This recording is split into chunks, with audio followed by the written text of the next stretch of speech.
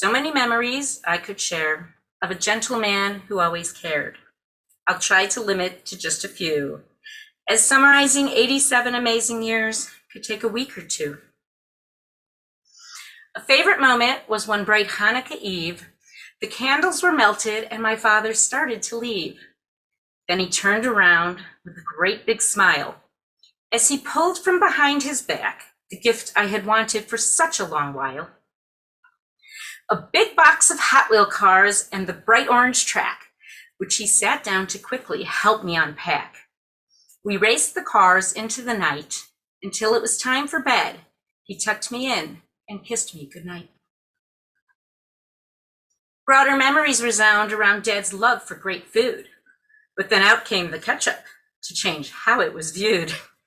He poured it over his scrambled eggs and into his chicken noodle soup, on French fries, of course, and on his Chicago hot dogs to boot.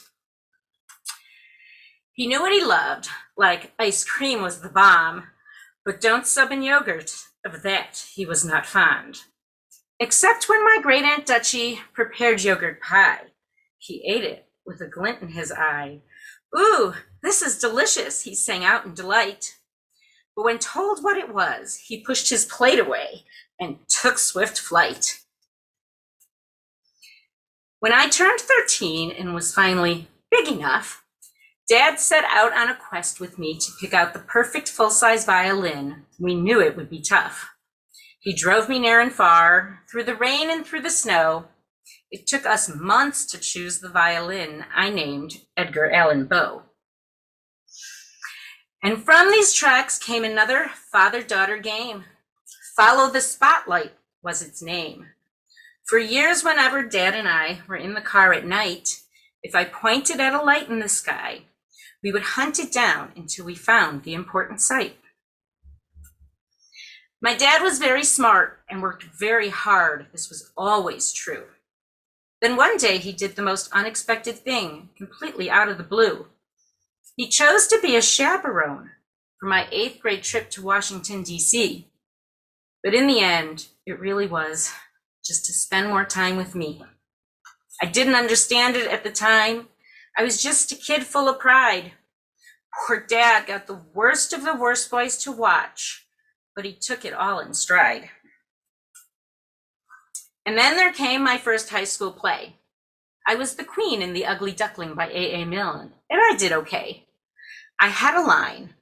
Her godmother promised her the dazzling beauty for which all the women in my family are famous, that my dad thought was the best.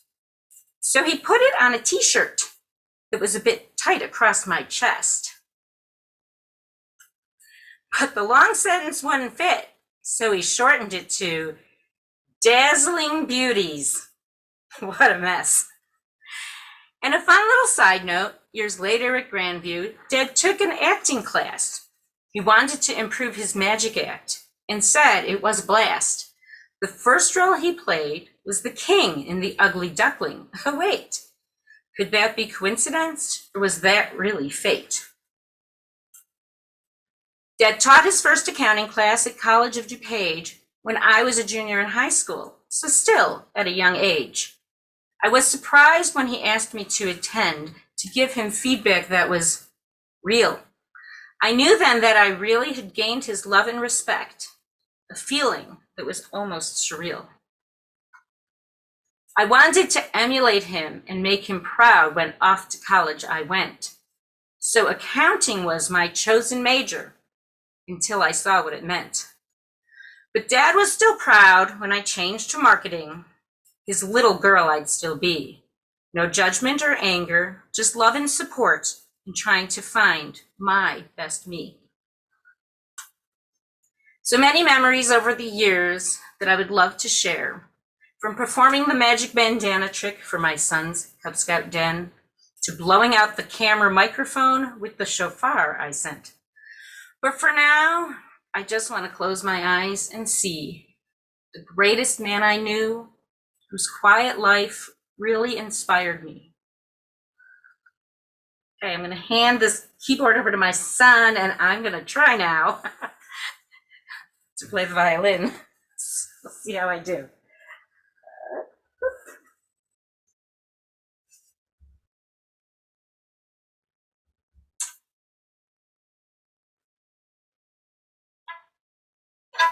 Oops, gotta tighten the bow.